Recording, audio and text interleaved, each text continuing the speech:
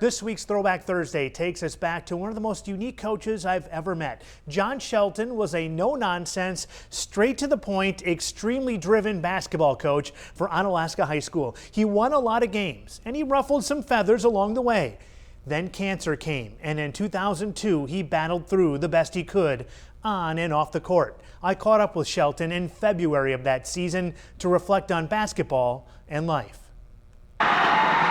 Start putting an addition on the trophy case in Onalaska. The Hilltoppers are bringing home another gold ball. I have life-threatening cancer. Onalaska, as I stand before you. the state championship in Class A will go to the Onalaska Hilltoppers. It's in my chest, and it just spread a little bit, a couple of my bones, mainly in that particular area right there. When I asked Dr. Thompson, I said, how long do you think I've got? He said, 6 months to a year about. That's about it. So, you got to go a day at a time now. It's hard to imagine life being reduced to a simple cliche, but that's how it is for John Shelton, especially now. Well, I spent just 2 days just, basically looking at the ceiling, wondering what now. What he did was attack, much the same way he told his players to do for the last 34 years at Onalaska High School.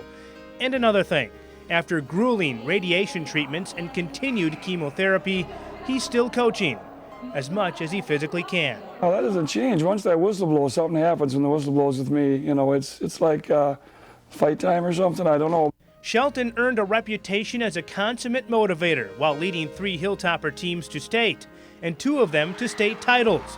One of them he shared with his son, Tim. Shelton was tough and demanding, very demanding. He admits he rubbed some of his players the wrong way at times. But since being diagnosed with cancer at midseason, things have changed. Coaching now is awesome.